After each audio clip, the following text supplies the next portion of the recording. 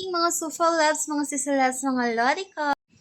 Happy blessed Monday to all of you guys. So, our menu for today is toge, kinisang toge with kamote. So, yun lang guys. Tinatamad akong lagyan ng kung ano-ano. Gusto ko yun lang talaga. Kahit meron ako sarap na atay ng or chicken, hindi ko siya lalagyan. So, tamad ako guys. Gusto ko lang pakain ng healthy food. So, yun lang guys. Let's cook!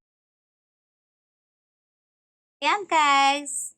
Tatalupan ko muna yung kamote at kakayatin ko siya guys. And then, ginisa ko na siya sa bawang, sibuyas, kamatis, and nilagyan ko ng siling panigang para medyo maanghang. So, ito yung toge natin guys. Lilinisin ko pa siya, hihimayin ko pa siya guys. So, ayan guys. Gisa muna tayo ng lahat. Bangoy, wowzer. Yan guys, nahiwa ko na po yung kamote, my favorite.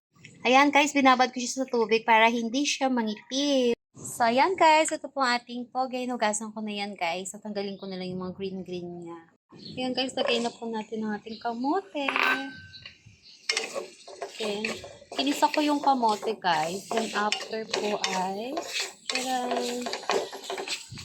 takpan muna natin siya guys para lumambot. So ayan guys.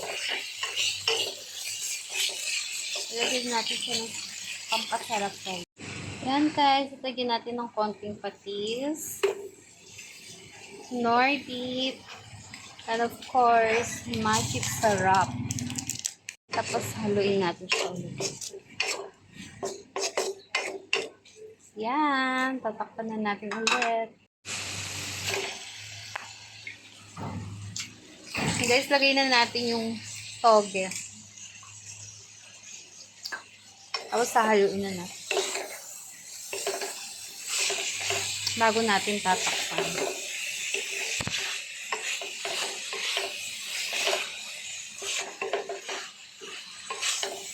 Pwede nyo rin siyang i-wrap kung gusto nyo gawin na lumpiang toge. Ayan, so takpan muna natin. Ayan guys, before I forgot again, nilalagyan ko pala siya ng pamintang pino para mas masarap ang ating ginisang toge. So, yan yung pinakapampalasa dyan guys.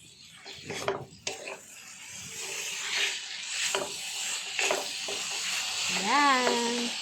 So, yung iba guys, kung meron kayong ginagamit na chicken or pork na isasahog nyo dito guys, yung ano no, yung pinaka seasoning no, yung sabaw nun guys, kaya hindi siya dry. So, ito dry siya kasi wala kasi akong ginamit. So, it's okay. Okay lang sa akin.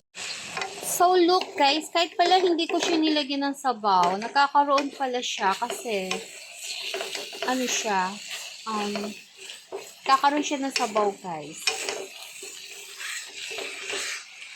Ayan, di na siya dry. Yung iba pala guys, naglalagay din dito ng ano, yung tokwa nga pala, I forgot. Dati kasi ganun ako maglagay, nilalagyan ko siya ng hipon, tokwa, tapos pork. Ngayon kasi ayoko na ng mga ganyan-ganyan. Gusto ko pure vegetable. So ayan guys, luto na siya, titikman na natin. Oh, let's taste it.